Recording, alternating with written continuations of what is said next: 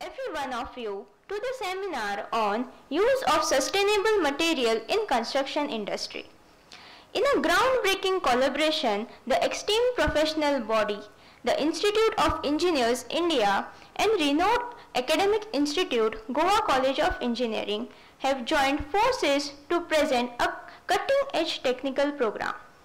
This unprecedented partnership promises to seamlessly integrate industry expertise with academic rigor, offering participants a unique opportunity to gain comprehensive insights online through this program. By leveraging the combined strength of both entities, this innovative initiative aims to elevate the standards of technical education and empower aspiring professionals to thrive in today's dynamic landscape. Today marks a significant milestone as we gather here in the virtual realm to delve into an imperative discourse on sustainability within the construction sector, a topic of utmost importance in our contemporary world.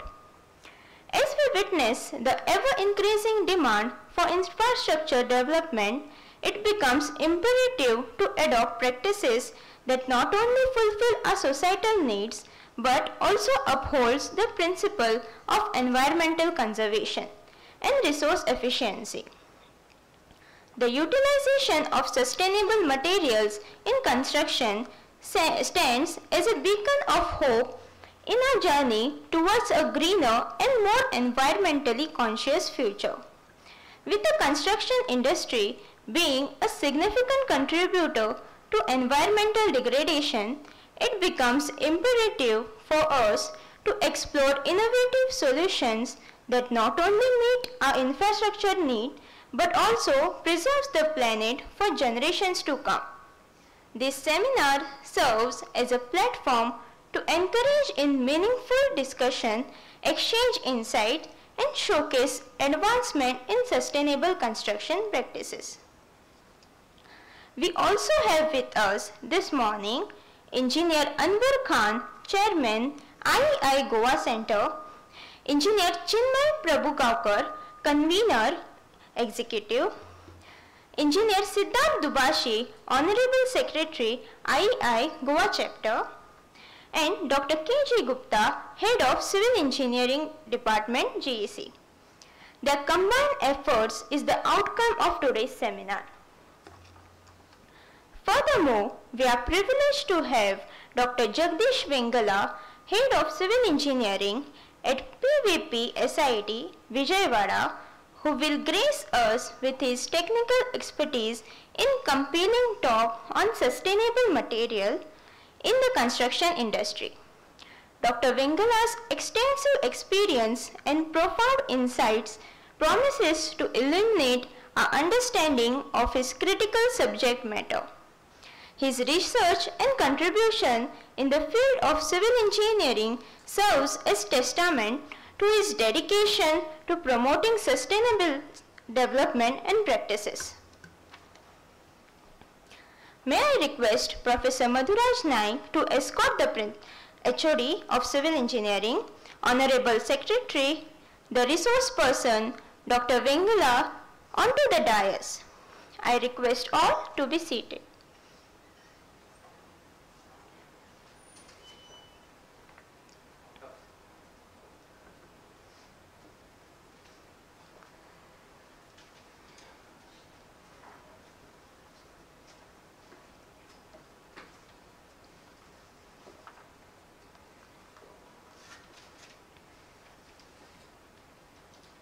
Thank you, sir. We also welcome the dignitaries with a floral welcome. May I request Ms. Varda, Ms. Anisha and Ms. Sweta to do the honor.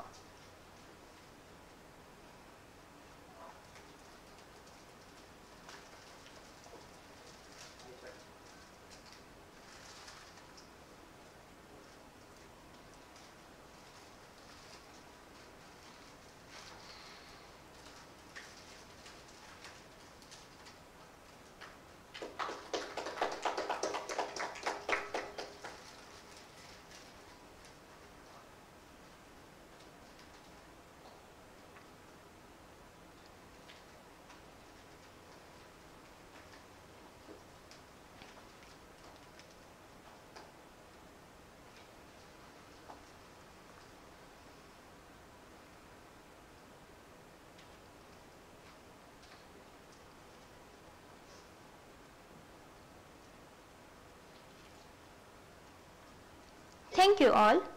We recognize the presence of Shri Rajesh Ultratech Cement with a bouquet.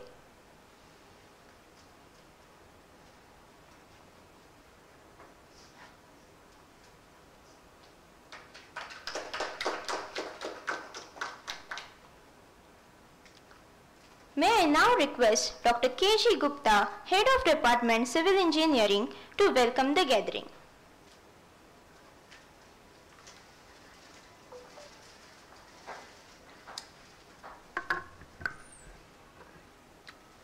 Very good morning, everyone. It is a great day and a great pleasure to me to welcome this August gathering. Firstly, I welcome the resource person, Dr. Jagdish Vengala, a good friend of mine from Vijayawada, and he is coming all the way to give his research experience and the topic of today's importance. Sir, I welcome you. This is his second visit to Goa College of Engineering. He has also associated with us with a lot of academic matters. I extend a warm welcome to you, sir. Secondly, our own alumni. When I joined, he left this college in 1987, I suppose, or 88. Engineer Anwar Khan. He is not only engineer Anwar Khan, he has got an industry and he has got lot of experience and he has got a passion to NDT, and he is a multi-talented person, and he was in IEI and other professional bodies. Now he is the chairman. Sir, I welcome you to Goa College of Engineering and this August gathering once again. We have with us, I think I should say, except Jagdish Vengala sir, who are sitting on the dais, they are all alumni of this college. Professor Madhuraj is our colleague. So that is another great thing with this. So these people, I think Dubashi, you were in 2014 batch. And Chinmay also from the 14 batch. So after 10 years, they have grown to this extent. I am really very, very happy. And when we talked about this, I think about 3 to 4 days back, I just discussed with him, Dr. Jagdish Vengala is coming, whether we can have through association, civil engineering and IEI. Immediately he said, yes, don't worry, within 3 days we will do all the requirements. I think everything went on virtually. We discussed on telephone. That is how this program has come up. I am really, really thankful to the IEI Goa chapter for this emergency and well-organized program in no time. And a lot of registrations have come, and a lot many queries I received in the last night, and I have shared the link. And I welcome all the groups of Goa Civil Engineer, then ICI Executive, then other civil engineering groups existing in the Goa. And I also extended the invitation to my college when I was studying at Engineering Ballari. That group also very much interested in learning this. I welcome them also on behalf of Goa College of Engineering. And Chinmay is the convener of this program from IEI side, and also Dr. Professor Madhuraj, he is coordinating this program from GEC side. I also welcome the Chief Coordinator or Chief Advisor of ACES, Dr. Purnanand Savaikar, to this program, and members of IEI who are present here, and special invitation to Shri Rajesh ji, and he is there with us since yesterday, and he will be there with us in near future in all academic and industry related activities. And our principal could not come to this program as he has got some court matter he has to attend. He sent message to me, and I welcome my faculty, my students, and all others who are here. And once again, a warm welcome to you all for this online program on sustainable materials. It is a great privilege to me, being head of the Department of Civil Engineering. Our college and the department associated with all professional bodies and all programs we are doing in consultation with them. This is another an endeavor with IEI today. We have organized through ICI, we have organized through Instruct, we have organized through many other professional bodies, and amongst those professional bodies, we welcome IEI to GEC.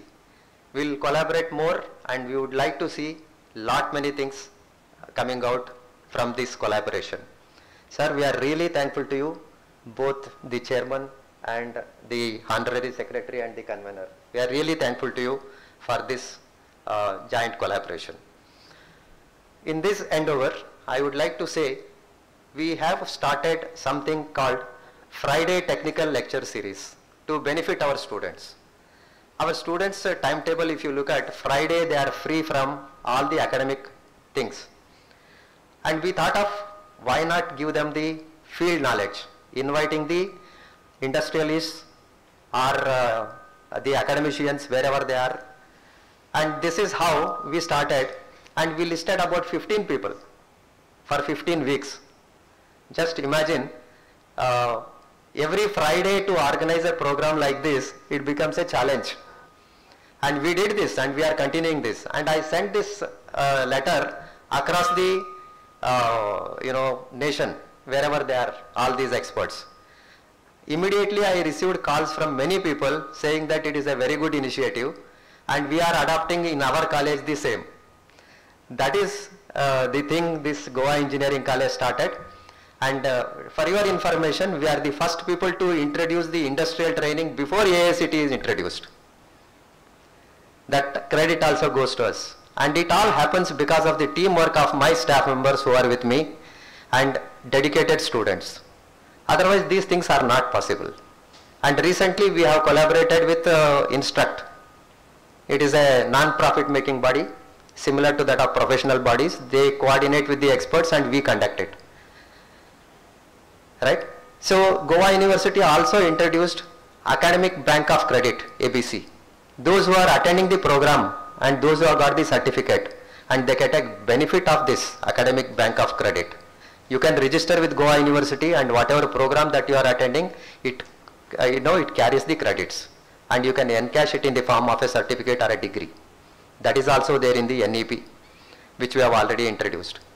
So without taking much of my time and also your time, I welcome you all once again for this excellent program, and we are once again welcoming you all, sir. Thank you very much.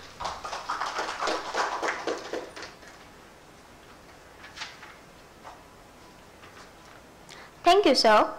May I call upon the Honorable Chairman IEI to address the gathering.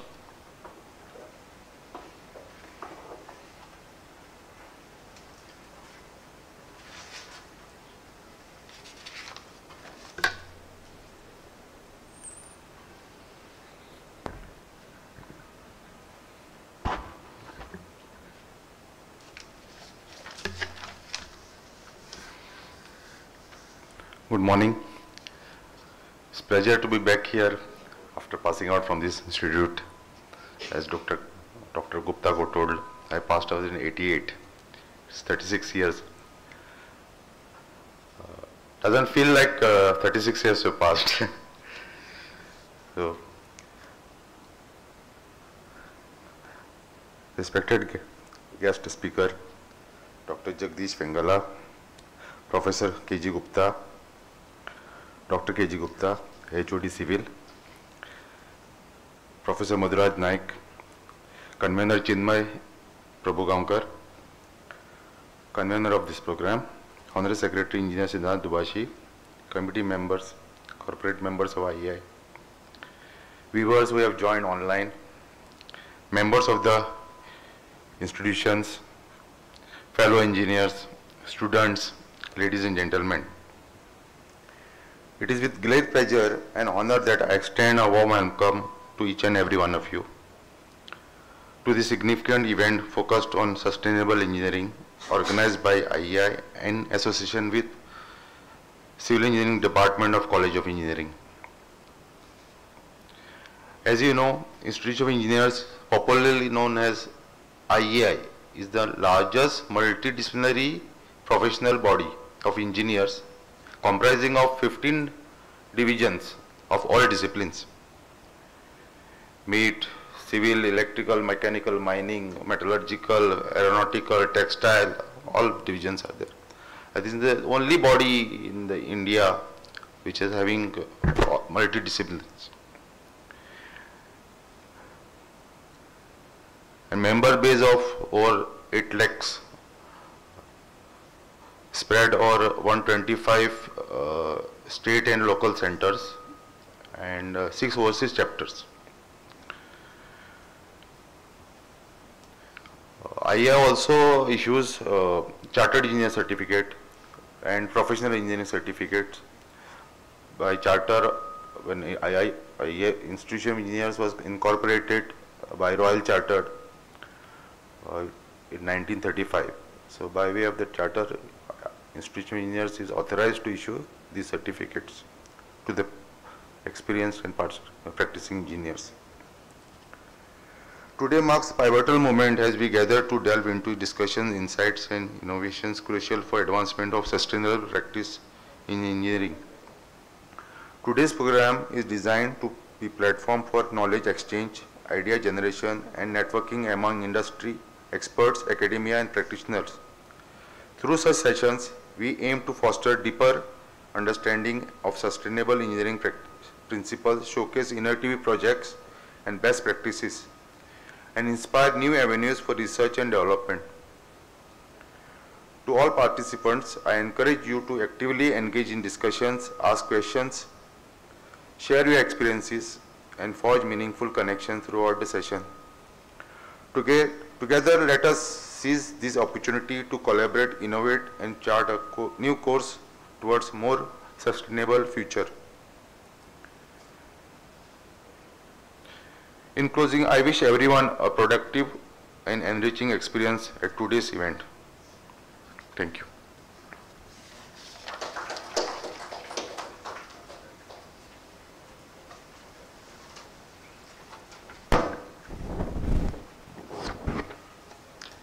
Thank you, sir. We all are eager to listen to the speaker on the topic. Before I hand over to him, may I request Engineer Anwar Khan, Chairman IEI, to present a memento to the resource person, Dr. Jagdish Vengala.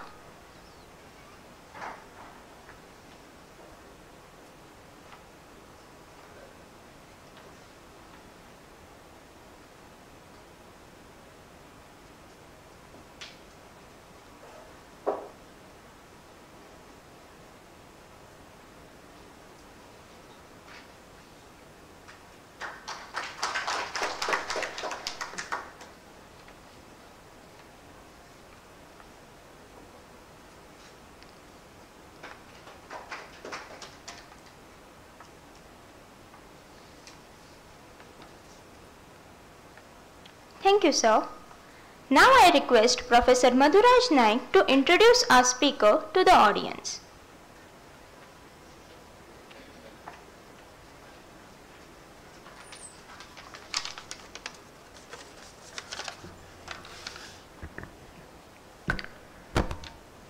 A very good morning to all present here. I am Madhuraj Naik, Assistant Professor, Civil Engineering Department, and it gives me a great privilege and honor to introduce today's resource person who will be giving a lecture on the topic Use of Sustainable Materials in Construction Industry. Dr. Jagdish Vengala is a Professor and Head, Department of Civil Engineering, PVP Siddharth Institute of Technology, Vijayawada. He obtained his doctoral degree on seismic response of bamboo-based constructions from VTU Belgaum in the year 2015, for which he was conferred with INAE Innovative PhD thesis by the Indian National Academy of Engineering. He obtained his master's degree in construction technology from BMS College of Engineering, Bangalore in the year 2002, and bachelor's degree in civil engineering from Koneru Lakshmiya College of Engineering, Vijayawada in the year 1998. After 2 years as a design engineer at Tor Steel Research Foundation, Bangalore, he joined IPI RTI under the Ministry of Environment and Forest, Government of India, as a scientist in August 2004 and worked there for 11 years. With a passion in teaching, He left his government job and started formal teaching in 2015 at BMS Institute of Technology, Bangalore, and worked there from August 2015 to May 2018. He worked as head of department during 2016 to 2018. He has got more than 22 years of experience in research, industry and teaching. He received ACCI National Award 2023 by Association of Consulting Civil Engineers, India. Outstanding Concrete Engineer, Andhra Pradesh for the year 2021 by ICI Vijayawada chapter. And Professor V. Ramakrishnan's Young Scientist Award for 2008-2009 by Indian Concrete Institute. He received the 5th CIDC Vishwakarma Award for Scientist category in the year 2013. He received Outstanding Faculty Award for 2019 from Venus International Foundation, Chennai. In 2009, he attended as a member of Damage Inspection Team for the world's largest earthquake test on a 7-storied wood building at Miki City, Japan, under National Science Foundation Project, USA. In addition, he received a Boy Scout Fellowship in 2008 from the Department of Science and Technology, under which he worked with Professor John Van de Lint, Department of Civil Engineering, Colorado State University, USA. He has delivered more than 245 invited and guest lectures at various national and international forums. He has chaired or co-chaired more than 25 sessions in international and national conferences. He has published more than 55 research papers in the area of sustainable building technologies, out of which he received 5 Best Paper Awards. He has guided more than 40 MTech and BTech theses. He's got a patent to his credit. He was mentor for the team CV Mekos in the year 2019 and VServe in 2022, which participated in Smart India Hackathon and won 2nd runner-up at national level organized by MHRD Innovation Council, Government of India. He is also chairman ICI Vijayawada chapter, director Bamboo Society of India, Andhra Pradesh chapter. He was recently elected as National Governing Council member, Bamboo Society of India for 2021-23. He served as MC member for Indian Concrete Institute, Karnataka, Bangalore chapter. He is an Indian Green Building Council accredited professional. He was the reviewer for various journals like Journal of Structural Engineering, ASC, the Indian Concrete Journal, International Journal of Earth Sciences and Engineering, Journal of Bamboo and Rattan, Journal of Cleaner Materials, Ingenieria y Investigación and Materials Today Proceedings by Elsevier. He is the fellow of Institute of Engineers India, ACC India and life member of Indian Concrete Institute, Bamboo Society of India, IAWS, ISCA. Please give Dr. Jagdish Vengala a warm round of applause.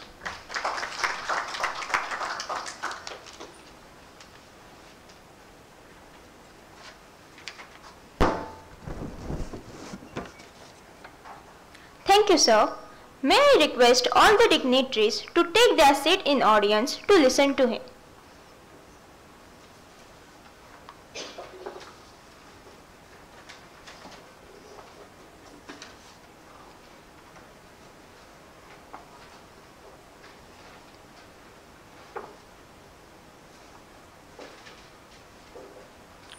Over to you, sir, Dr. Vengala.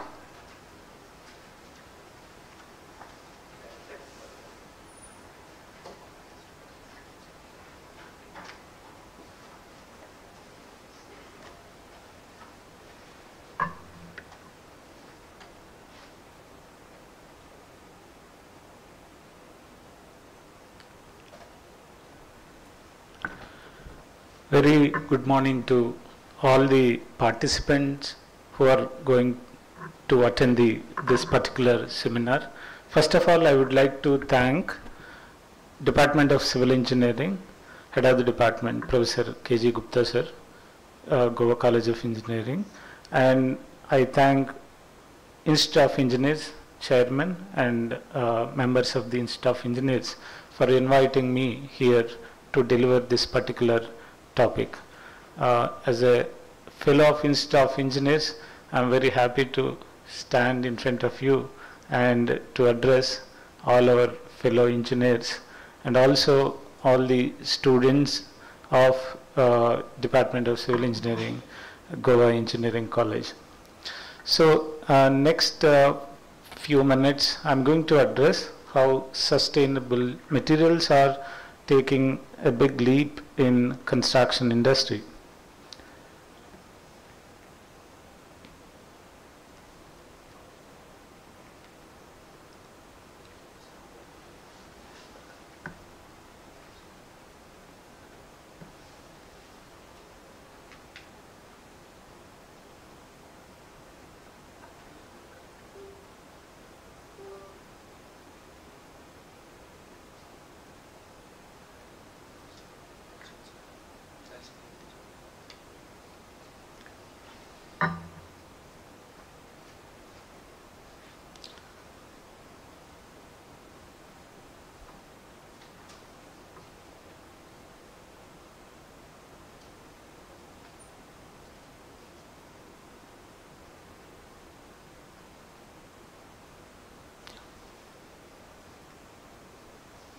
Yeah, sorry for the glitch. So when we look into the 20th century, there are a lot of things that are happening which are very, dangerous to the humankind, wherein our population factor is growing almost 3.7 times, and greenhouse gas emissions almost the growth is almost by a factor of 13. Even the average global temperature and the material extraction for various purposes almost increasing 8 times. The growth of chemical production also is almost by a factor of 15 because we are producing a lot of materials. When we look into the per capita global emissions all over the world, you can see our country, when we take the world average 4.51, so our country is at 1.58, but still our country is focusing on how to reduce these greenhouse gas emissions through various initiatives. And as I've mentioned, like we are going to talk about sustainable materials and how these sustainable materials will help to reduce greenhouse gas emissions, and also how it helps in the construction industry. So we know that the buildings are the greatest producers of greenhouse gas emissions, particularly CO2, wherein we need to put a lot of focus on how to use sustainable materials in construction industry. Some of the facts, if you look into it, building industry, particularly the construction industry, we use almost 1/6 of world's freshwater withdrawals, and also 1/4 of world's wood we harvest, we are using it in construction, and 2/5 of world's materials and energy flows, we are using it in the construction industry. So these are all factors we need to look into it, particularly in the construction industry. So how construction industry must move towards the sustainable development? So we need to focus on majorly 3 to 4 things, wherein the first one is the energy. Energy consumption, and particularly to use energy efficient materials is the key, wherein we can reduce the the flow. And also when we are choosing the materials, we have to choose, use, reuse, recycle materials for the starting from the building design to manufacture, construction, and even the maintenance. And we have to produce less waste during the in the construction sector, and also we have to produce less toxic water or noise pollution. So how the sustainable material, how we call it as either a green building material or sustainable material. So there are different parameters we have to look into it. The first one is energy efficiency of that particular material. So that material should have a better U value, and it should have a thermal insulation. Not only that, the material should not, whether the material is toxic or intoxic, non-toxic, while choosing the material you have to think about it. And at the same time, you have to choose the material which is locally sourced, instead of bringing the material from far distance, wherein you are going to burn a lot of fuel by transporting the material from a far place. And also you have to look into the recyclability of that particular material, whether it can be biodegradable, can we reuse, can we recycle. And also the manufacture of that particular material, whether it produces pollution, or whether is it consuming more energy during the manufacturing, also we have to look into it. And also whether is it labor intensive or not, also look into it. These are the parameters we need to see when we are looking at the sustainable building, while choosing the sustainable or green building material for construction purpose. And apart from that, you have to also look into the durability of the material, how the material life is. So you have to choose such a material wherein it gives more life along with the quality and other things. How does the construction industry consume energy? As I mentioned, starting from the extracting the raw material, if you take any typical building material, starting from the extracting the raw material, and during the manufacturing we use a lot of energy, and while transporting these materials, various building materials, we consume energy, and also transporting materials, workforce, while building the structure, and also using or powering the structures, and while maintaining demolishing structure also. This is the flow chart you can see of the life cycle of the building, wherein starting from the raw material extraction to end life of the disposal. So most of our buildings, or most of our structures, or most of our materials are into a kind of linear economy. What does that mean? So we take the material, we make the material, we throw it. So it should not be in a linear way, it should be a circular economy, wherein once we make the material, we use it, and either we return or reuse such materials. So when we use sustainable building materials, the construction or the buildings, what we call is a green building materials, wherein it contains, or it is like it uses less water, even the optimizes energy efficiency, and also it provides a healthier space for the occupants of the buildings. And also it aims to lower environmental impacts, and also they maximize the economic value starting from the site selection till the demolition. So these are the the objectives of green buildings, wherein we have to minimize the waste, you have to promote health and well-being of inhabitants while construction, and it should cater resilient and flexible structures. We should conserve both water and energy. So these are some of the objectives.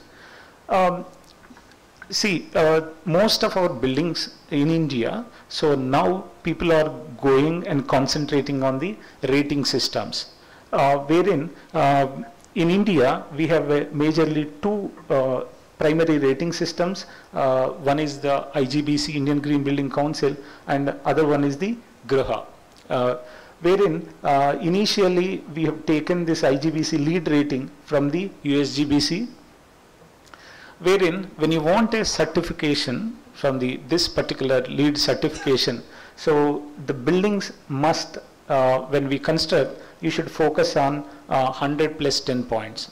The first 100 points, the majority of the points, 21 to 28, are choosing the sustainable sites, and when you implement water efficiency, almost 10 to 14 points you get, and when you choose energy and atmosphere related, that means when you use renewable materials, you get 33 to 37 points. And this is the major thing which we are talking about today, that is about materials and resources.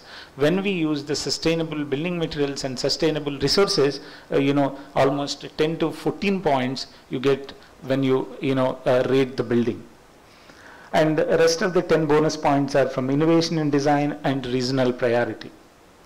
So Lead India concept started in 2001, wherein the rating system launched particularly in 2008 in India, and the first building, platinum rated building is Godrej Green Business Center building, Hyderabad, which got a LEED platinum rating. Why I am telling all these rating systems is because, when the rating system came into picture, people started realizing what material is sustainable. While using it for their particular buildings or particular infrastructure. When you look into the conceptual sketch of green building, whatever I have mentioned till date, starting from the efficiency of energy, efficiency of lighting, to ventilation, to photovoltaic, to rainwater system. So you have a lot of implications in particularly to maintain the green building. So IGBC green building rating systems are not only for the buildings, it can be given for green factories, SEZs, townships, and new constructions and core and shells. So whatever the rating systems they are giving, materials, sustainable materials plays very important role in all these structures. And these rating systems are applicable to all the 5 climatic zones, whatever we have divided in India. And a lot of variety of buildings are already registered and took green rating by using a lot of sustainable materials here, wherein starting from IT parks to manufacturing units. So what are the various benefits of green buildings? You save a lot of energy and a lot of water savings, particularly 20 to 30%. And apart from tangible benefits, you have intangible benefits also, wherein you have a better indoor ambience and whoever is living inside have improved health and productivity. So the other rating system, particularly for the small houses, is Griha. Griha is also having 3 rating systems. One is single stars to 5-star rating systems. So this consists of 34 criteria again. In that, again, sustainable materials plays very, very important role. You can see, some of the points like criteria 18, renewable energy utilization, low energy materials in interiors, criteria 70, like that. So a lot of sustainable materials you can use and get the Griha rating, particularly for the buildings.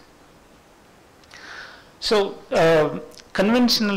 using conventional building materials in construction sector, having a lot of problems, starting from the demand of materials and short supplies and so on.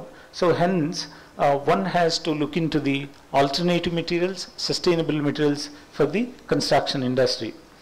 So we have to use the renewable resources of building materials. I'm going to give you some of the materials in my coming slides. And also you have to use raw material resources based on the waste products that are produced, and you have to look into the affordability and sustainability. So I'm coming to slowly the building materials in the construction sector, wherein a lot of shift is happening, particularly in sustainable materials. So earlier we were using ordinary Portland cement, OPC. Now the shift is from OPC to people are talking about blended cements, and now people are talking about no cement. Without cement, they're producing the concrete. And in the case of the concrete, initially they used to produce normal concrete for the building construction. Now people are talking about ready-mix concrete, self-compacting concrete, and 3D printing concrete. All these concretes, the shift is to get the sustainability in terms of energy saving, in terms of the time saving, in terms of the money saving. And the shift is from natural sand to because the degradation of what we call we are actually banking a lot on rivers. So we are actually mining the sand. So there are a lot of governments, state governments have put the ban on using the natural river sand due to that. Hence, a lot of shift in particularly in looking for the alternate sand, starting from crushed rock fines to slag sand and found sand. All the waste materials, they are using it as a sand. And there is a shift from reducing the water content and increasing the concrete durability by introducing plasticizers to super plasticizer. This shift is happening. And also site mix mortar to ready mix mortar, and banning the clay bricks, because burning the bricks it causes a lot of environmental pollution. To now people are talking about solid blocks, and now people are talking about AAC blocks, autoclave aerated cone. So a lot of shift is happening, particularly in sustainable materials. So as you know, for construction, cement is the major role. So cement manufacturing, when you look into the various countries, we are in the almost in the second in the line after the China. But in cement manufacturing also, people are looking into reducing waste, reducing the energy. There are ways and means they are looking at. So these are some of the ways wherein their carbon capture and storage, whatever emissions that are producing from kilns, they are capturing it and they are storing it. And also they are looking at alternative novel cements, and also clinker substitution they are using with the fly ash or either GGBS. So that's how they are producing Portland Pozzolana cement or Portland slag cement. And also they are reducing the use of cement, particularly in built environment, by designing buildings which doesn't require the concrete also to go into the. And these are the, in the cement manufacturing industry also there are a lot of changes. These are the phases. You can see a lot of technologies are coming up, starting from LC3 cement to, Novas and to magnesium based cements, wherein it reduces the, the impact on burning the coal or, bringing the cement. So as I mentioned, alternative materials, we are looking at replacing the cement content with various mineral admixtures.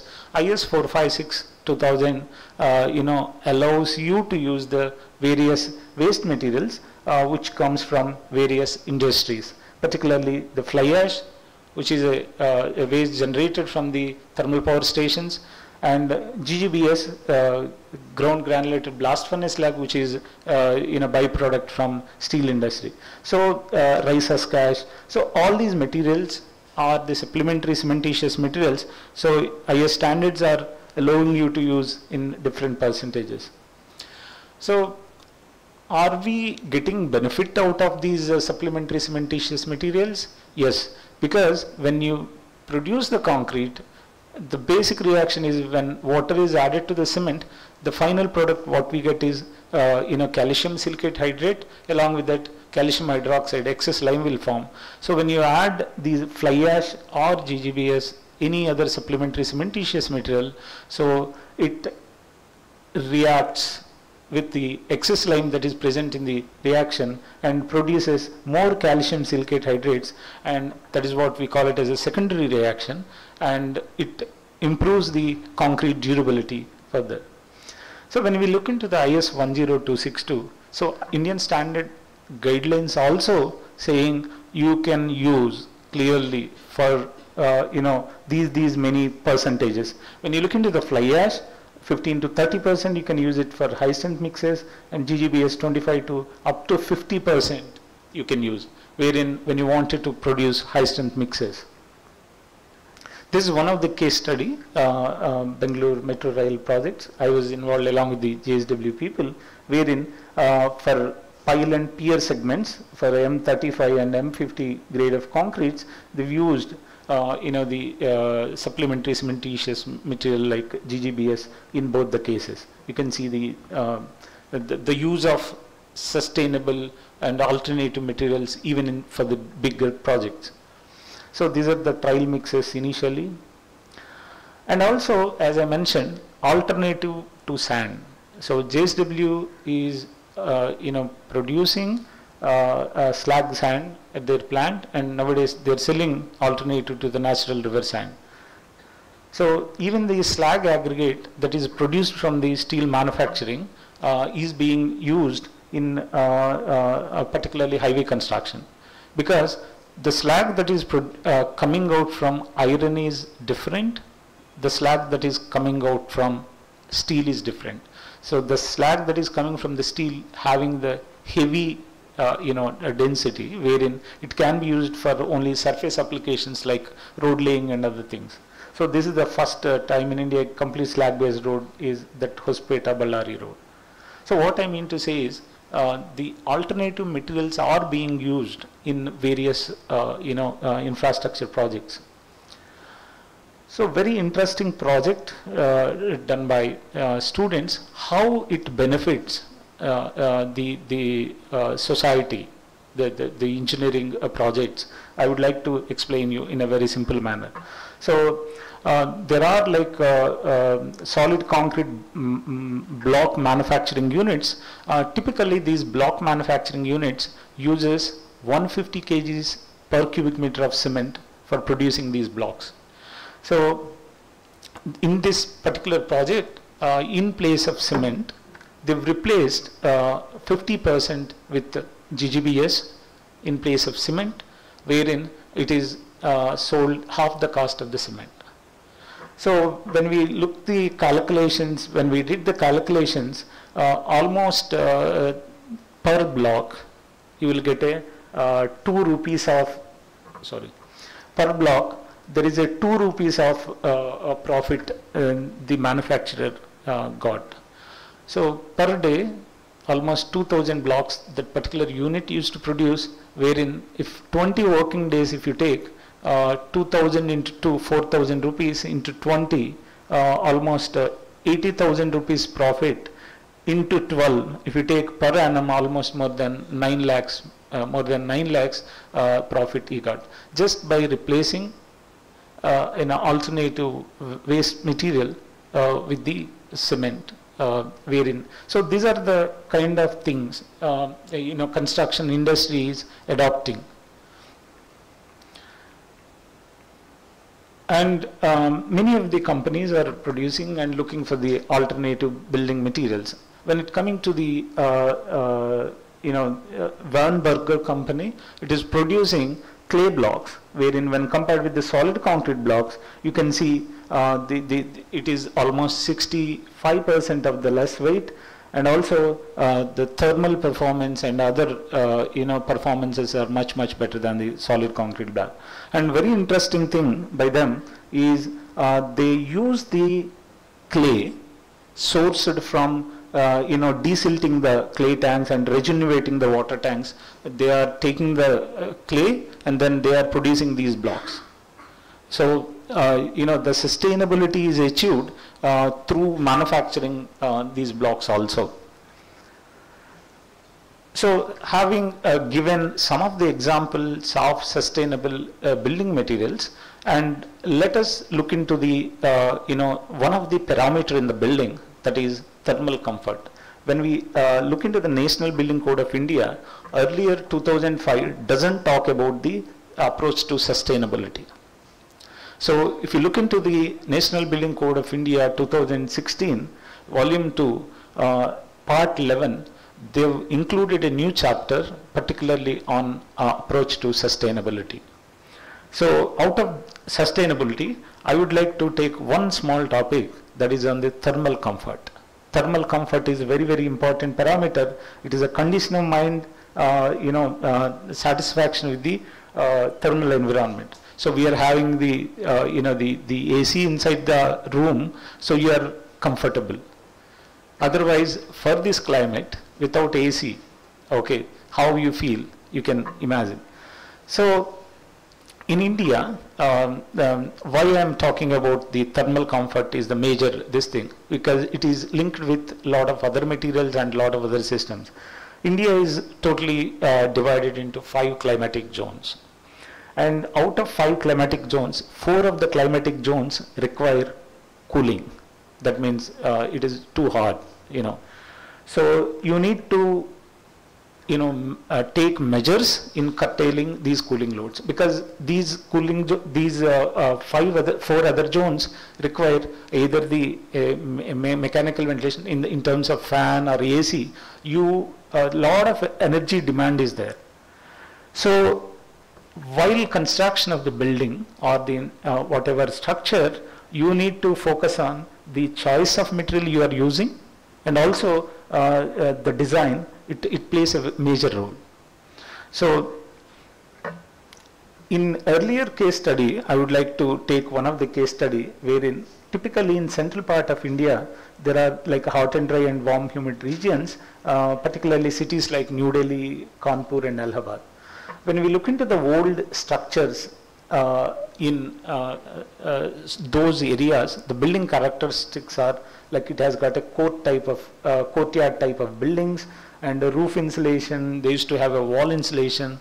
Thick walls used to be there, and also large openings in opposite walls. You can see the pictures. This is what they used to put a tree wherein shading doesn't affect, reduce the heating requirement, and also burnt clay tiles and courtyard kind of environment wherein the airflow is there, and also thick mud walls to increase the thermal capacity and so on.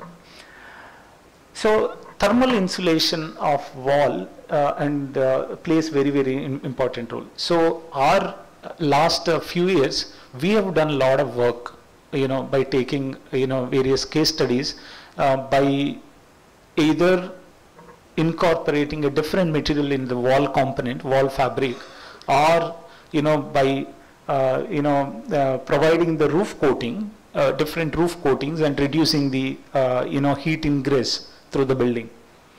So this is the first work we have done. We have built the models, and then roof, we have built the RCC roof, and we tried different materials like acrylic based and aluminum based materials. And we got the results, both temperature and humidity, through IoT, and wherein we observed like whether this cool roof coating reduces any kind of temperature. So wherein when we compare the aluminum coating and acrylic coating, you can see acrylic is giving a better performance when compared with the aluminum based coatings. Wherein in these models, so what is our objective is to make sure that when you apply the roof coating throughout the roof, your temperature inside the building will reduce. So if temperature reduces, your cooling load on AC, the energy savings, all these things will come into picture. So that is the basic idea. And later we also have studied different building models. As Vijayawada, in the month of May, it reaches up to 48, 47 degrees centigrade. So what we have done, we have built the models. You can see here, both roof and wall, we have changed the materials. You can see these are the 6 building models we have built. The last one, the right side, these are all brick wall based models, and this is the one, the AAC block based models. So here the wall fabric has been changed in 2 sections, and the last one is a plain RCC roofing material. The second one is with a roof coating, cool roof coating, and the third one you can see here, it is with a glazed tiles. So when we compared the changing the wall material and roof material, wherein the difference is almost 2 to 4 degrees reduction when you change the materials in wall fabric and roof fabric. So you have to focus a lot on which kind of material can reduce the energy consumption. both in terms of wall and then the roof. So building design, so to reduce the energy, not only single approach one has to do, so you have to go with the wall optimization, roof optimization, sometimes even the fenestration optimization. Fenestration is like doors and windows, optimization. So building envelope, if you take, as I mentioned, walls and opaque surfaces you have to concentrate, roof you have to concentrate, and windows, wherein the heat flow you have to reduce.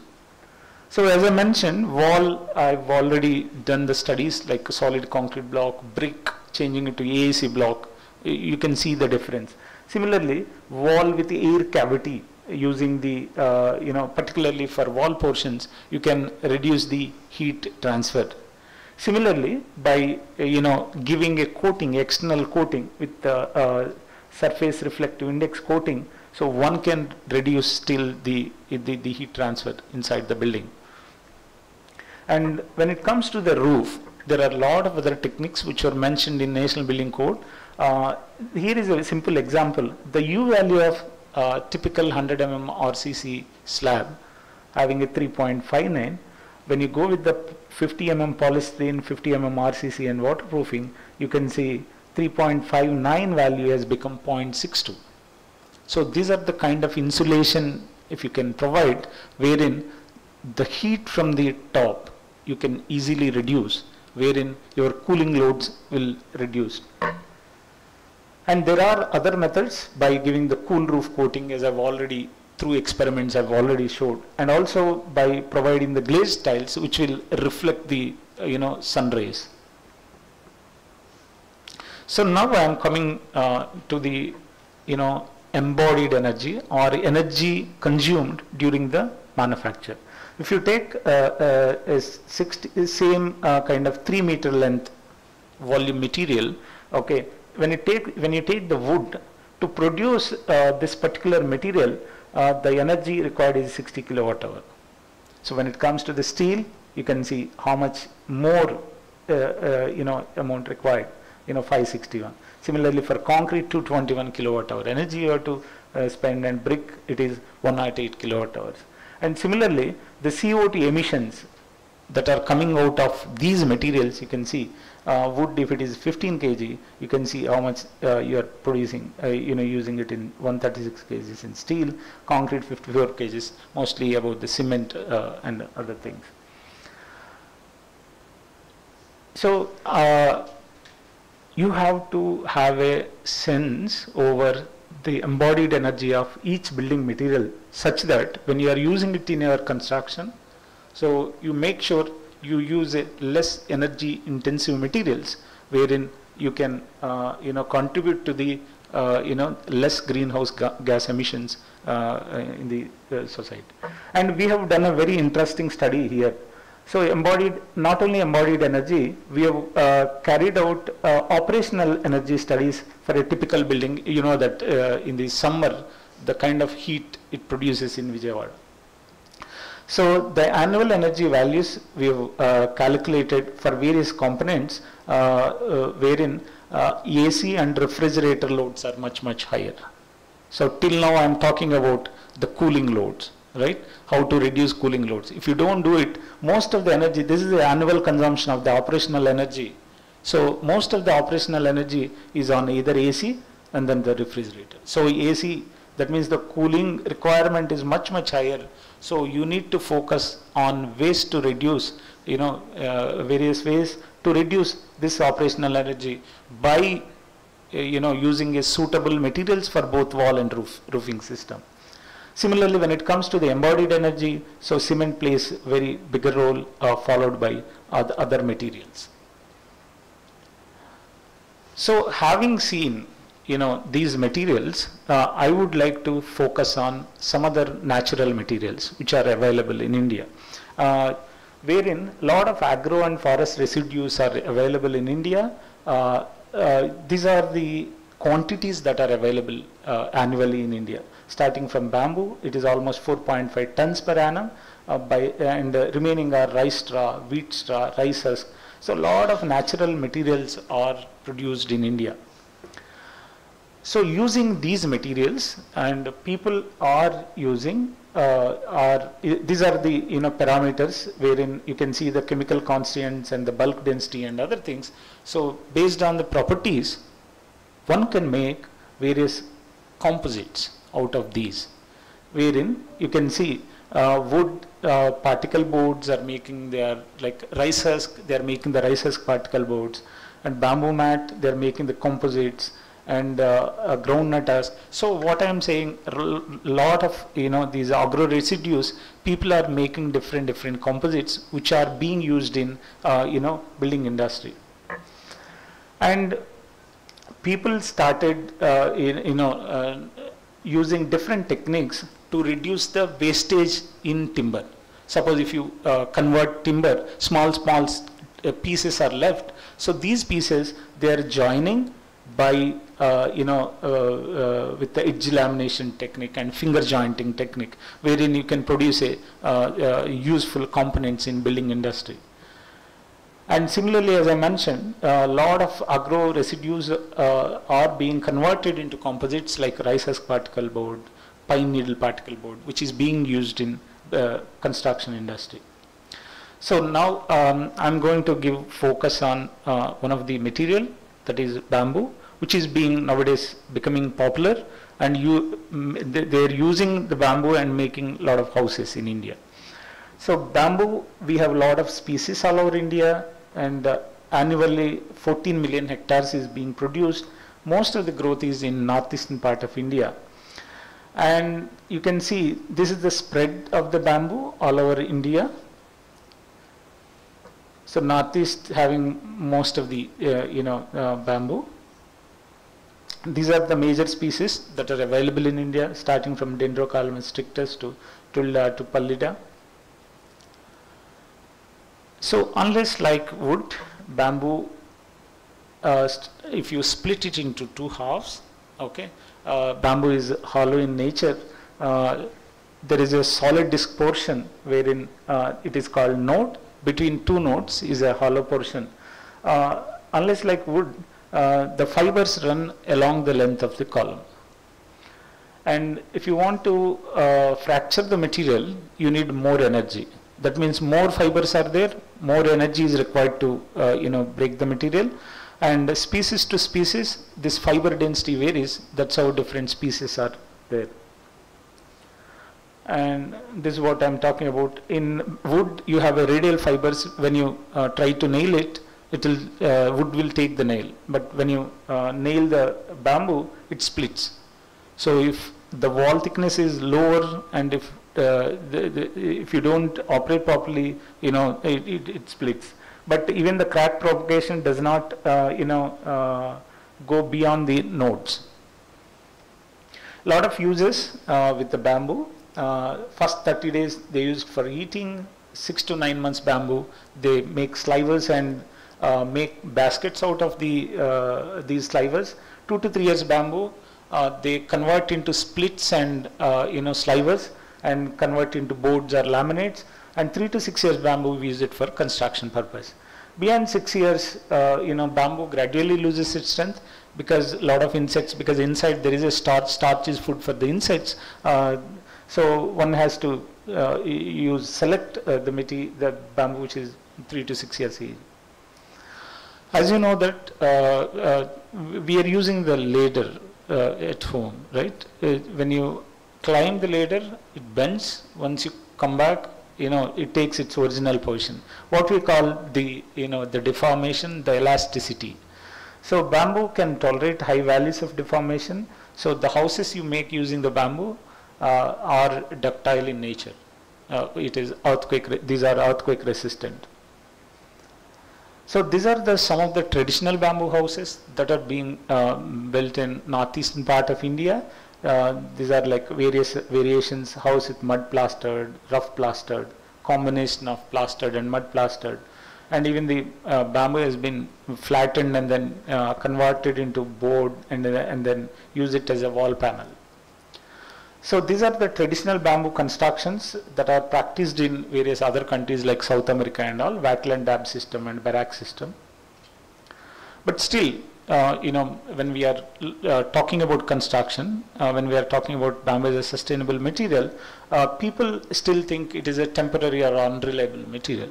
So why? Because there are few reasons. One is the limited natural durability. Over a period of time it may perish, they think, and there are difficulties in joining, and not much of they feel lack of structural design data, and it was excluded from building codes till 2005. So all these problems were addressed over a period of time, and natural durability has been increased by giving a suitable preservative treatment to the bamboo, and then a lot of joinery methods have been evolved, and based on the the research work done by various organizations. So now National Building Code of India contains a lot of structural design data in related with the bamboo. As I mentioned, till 2005 there was no mention about the bamboo in National Building Code of India. So earlier part 6 structural design section 3 talks about only timber. So that has been split into 3A and 3B in 2005. 3A talks about timber, 3B talks about bamboo. So it contains a lot of information. One can go through National Building Code of India talking about species and various values, how you can use it in construction and so on. Using bamboo, you can even make composites which are used for walling material or roofing materials. So these are the composites, and how you make the composites, the bamboo is being split into, converted into splits or slivers, and then these slivers are weaved into mats, and these mats are dipped into resin, and these mats combined together, put it in a hot press. If the hot press die is flat, you get a flat board, and if hot press die is corrugated, you get a corrugated sheet. So this is if the die is corrugated in shape, you will get a corrugated sheet. So the bamboo composites are being used in both walling materials and roofing materials after a period of time. So now I am going to give you bamboo house, how they make. It's a Ipriti Trada housing system, wherein when you select a bamboo, freshly cut bamboo contains almost 60 to 70% of moisture. So you need to season it till up to 20%. Otherwise, this is a graph from National Building Code of India. You can see when the moisture content is more, the strength is less. So you have to season it to a moisture content of 20% or less, wherein you get a more strength.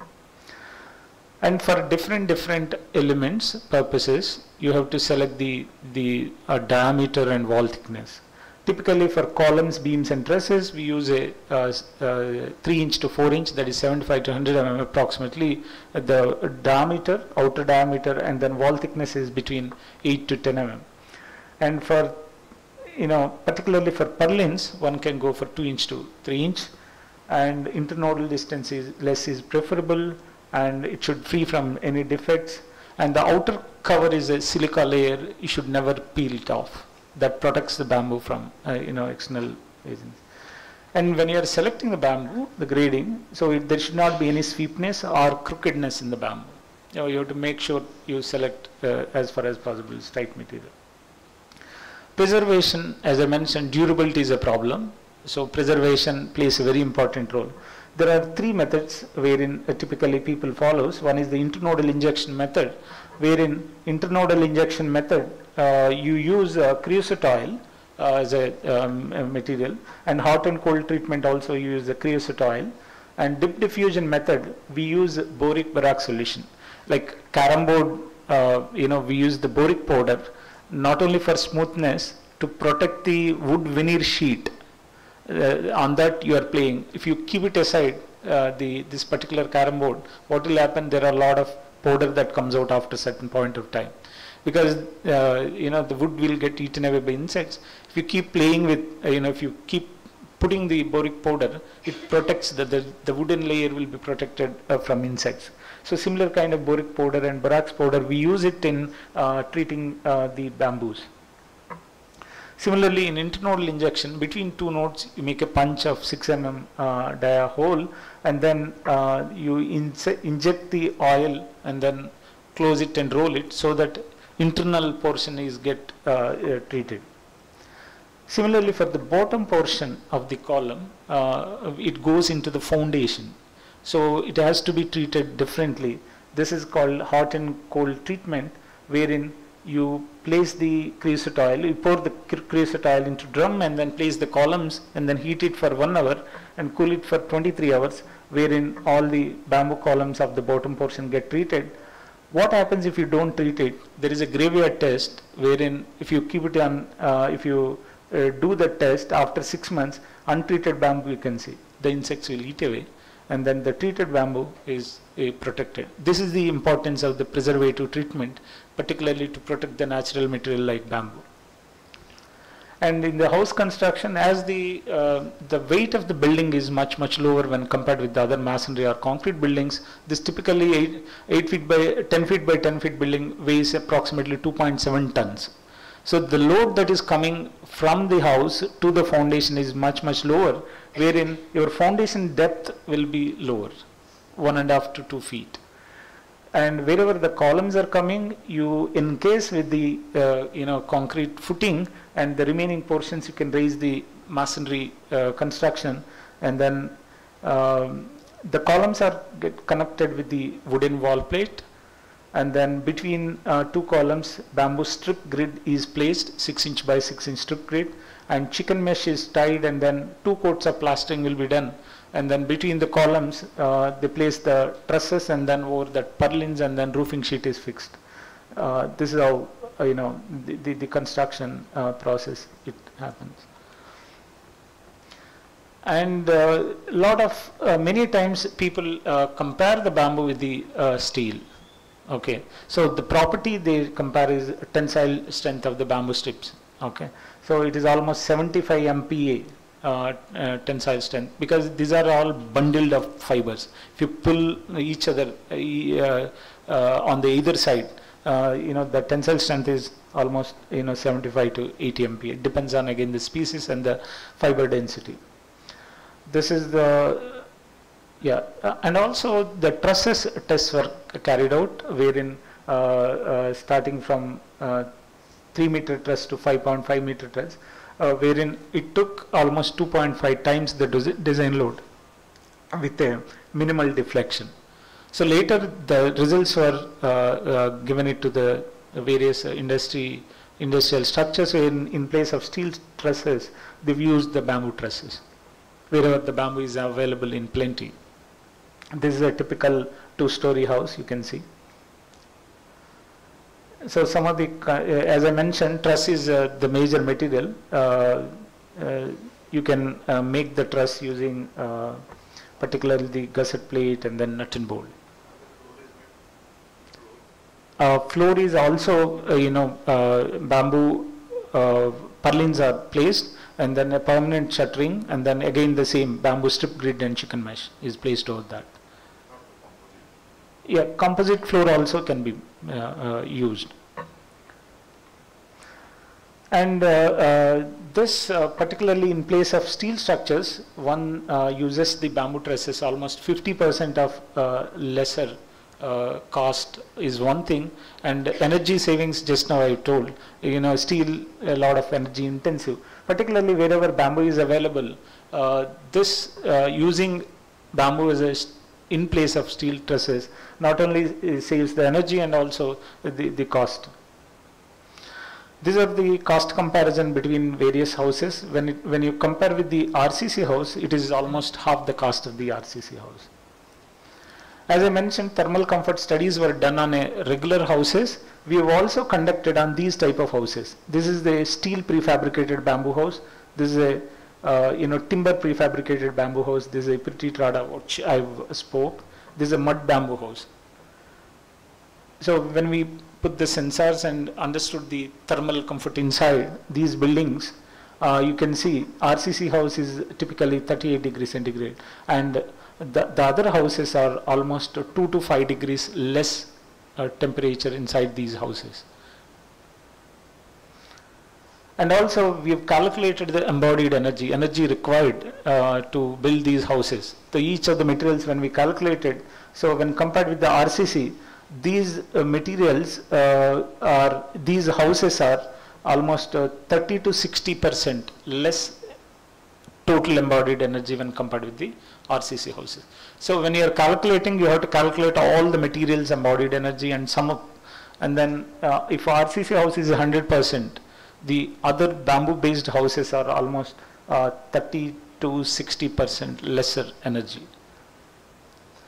And not only the bamboo houses, I would like to give a glimpse on various construction methods wherein Building Material Technology Promotion Council India, BMTPC New Delhi, is implementing to use less energy intensive technologies, wherein this is a monolithic concrete construction using aluminum framework, wherein your construction work speeden up. And also core, polystyrene core, using polystyrene core and other things, sandwich panel systems will also increase the thermal performance inside the building. And also the speed of construction also improves. And also this is one people are trying, this is 3D monolithic concrete construction systems. They're making the blocks somewhere and then they're bringing these 3D blocks within no time. They're arranging and making the houses. So what I mean to say is, lot of sustainable building materials and lot of sustainable building technologies are there. So as as an engineers, we need to put lot of focus on these materials and try to use these materials in our day-to-day construction industry. So I have given only, because of the time limit, I have given very few examples. But a lot of researchers and lot of industries are producing less energy intensive materials and less energy intensive technologies. I request the engineers to take a note of it, and as we are moving towards the sustainable construction building materials, and also green building ratings are coming up. Okay, people are giving more focus on the rating systems, wherein rating systems also giving a lot of focus on the green building materials. One has to give a lot of emphasis on these things. With that, thank you so much for giving me this opportunity. And any of the questions I would love to answer, either through online or offline.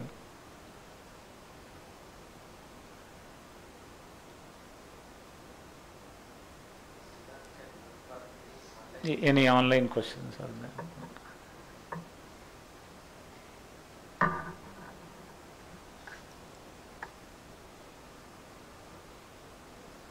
Sir, up to what extent is preservation is possible?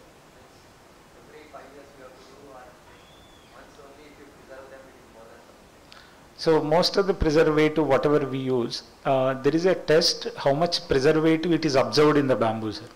So when you do the preservative treatment, you need to find out how much preservation it took, and it is clearly given in IS. There is a code 1902 or something like that. Okay, so you can follow that procedure, and we have the buildings 15 years old, but still intact. There is no problem. There is no insect attacker. Only thing is, you cannot monitor each and every step while construction of bamboo building particularly. So some of the bamboos may left without treatment. So when workers are doing it, they may miss some of those portions. These portions over a period of time it may pop up. You can immediately do any of the treatment I have mentioned. Even while as a column also you can just inject that, and then you make sure you take the step.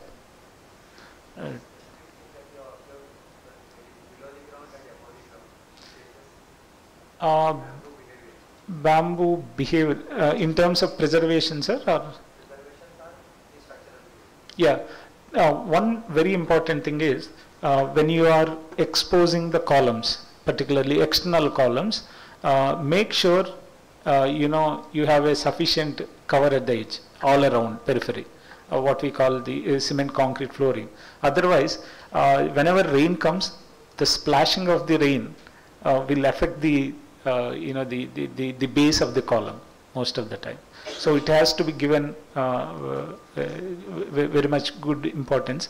And when it comes to the structural changes, even any small cracks, if you find on the columns, you need not worry, because the crack propagation will get arrested by the node portion. Node is a solid disk portion.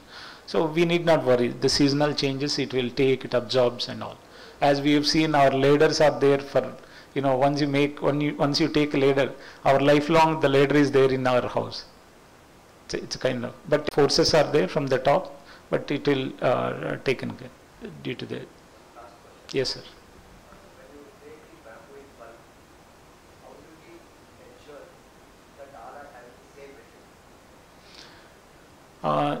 Bamboo is sourced either by the forest department, or otherwise the local vendors will be there. So they go and then they cut it and bring it. So you can definitely ensure. Generally, 3 years bamboo will be having 3 years. After 3 years only, you will be having whatever qualities I have mentioned. Because when you plant a seed, to get a rhizome, at the bottom, it takes 2 years. So once it does, the shoots will come out. So many times people say, bamboo can grow almost 1 inch to 2 inch per day. So this happens after this base is done, once the shoots come out. So after 3 years, it does that. Not like, many are having, what we call, they think that once you plant the seed, next day 1 feet it grow and all. No, it is not like that. Yeah. So my question was, it is not that before the growth, it has grown and we just cut and take out. Yes, sir. How do we ensure that they are all mature to the extent that we need? As for columns and all, I clearly mentioned the dimension.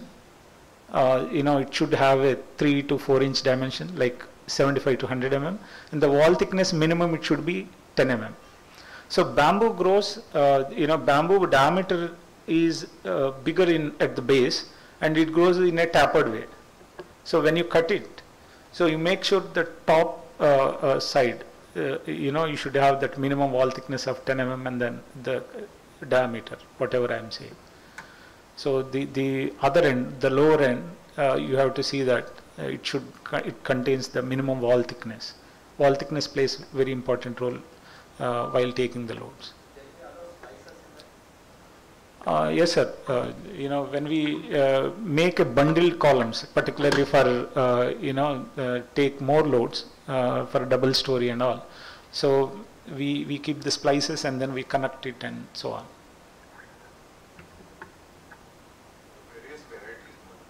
Yes, sir. So there are 10 to 20 species are suitable. It is given in National Building Code of India, starting from Dendrocolumnus strictus, Bambusa bambus, and a lot of other vulgaris and so on.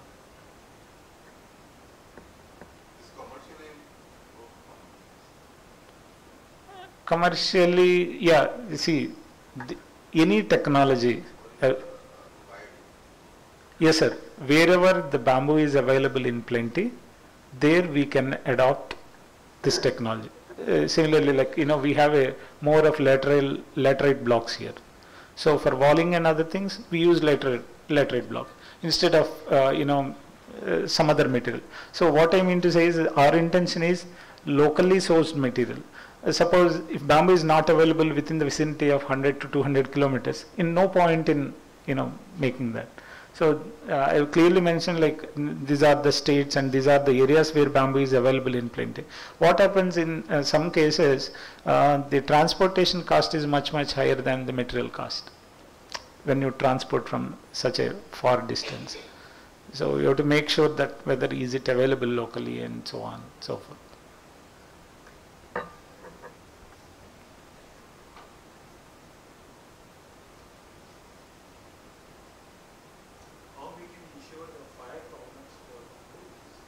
Yeah. Yeah, there is a chemical treatment, sir. And also, either the bamboo or bamboo composites, if if you put on a fire on the surface of the bamboo, it does not catch the fire. It only blackens the surface. But if the fire touches the fiber end, suppose bamboo, you cut it. So both the ends having the fiber ends, open fiber ends.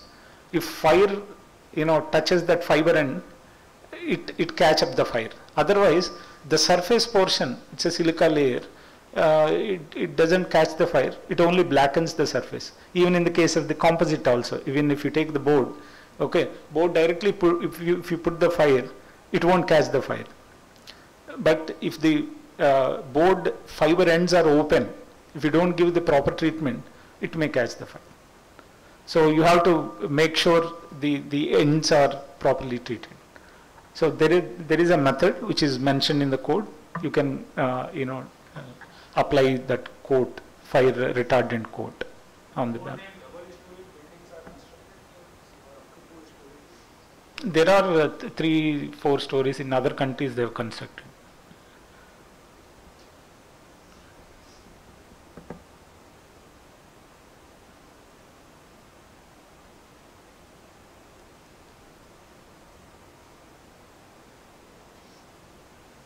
Okay, thank you one and all for giving me this opportunity. I thank Department of Civil Engineering, Goa College of Engineering, particularly head of the department, KG Gupta sir. And also I thank Institute of Engineers India, Goa chapter, chairman, secretary and other committee members for giving me this opportunity. Thank you one and all.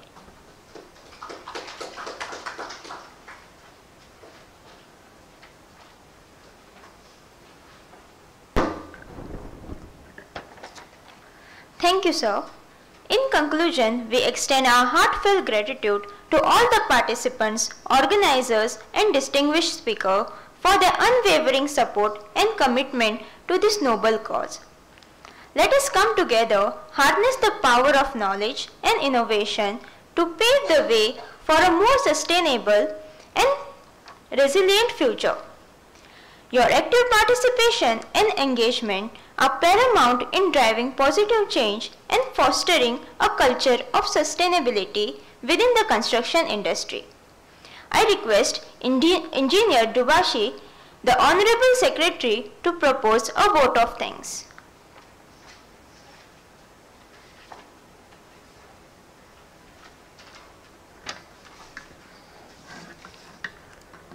Good morning everyone. On behalf of Institution of Engineers, Goa State Center and Goa College of Engineering, I would like to thank the distinguished speaker Dr. Jagdish Vengala for your enlightening presentation and thought-provoking discussion. Your expertise has been instrumental in broadening our perspective and inspiring us to embrace sustainable practices in our work. We are truly honored to have such an esteemed expert and passionate individual share their insights, experience and innovation ideas on this crucial subject. A special word of thanks goes to all the participants who are attending online and offline for their active engagement and enthusiastic participation throughout the seminar. Your questions, comments and enthusiasm have made this event truly dynamic and enriching. I am amazed by the response, seeing more than 100 views online besides offline within 10 minutes of the start of the guest lecture. I would also like to extend our gratitude to the organizing committee, namely Head of the Department Civil Dr. KG Gupta, IEI Chairman Anwar Khan, Convener Chinmay Prabhugaonkar, my fellow other committee members and the entire Civil Engineering Department for their meticulous planning and hard work in bringing this event to fruition. Your dedication and attention to detail have ensured the success of this seminar. Last but not the least, I would like to thank Photosonic Production for live streaming, without which this event would not have been possible. As we depart from this seminar, let us carry forward the knowledge and inspiration gained today and continue to work towards a sustainable future for the construction industry. Thank you once again, and we look forward to seeing you at our future events. Thank you.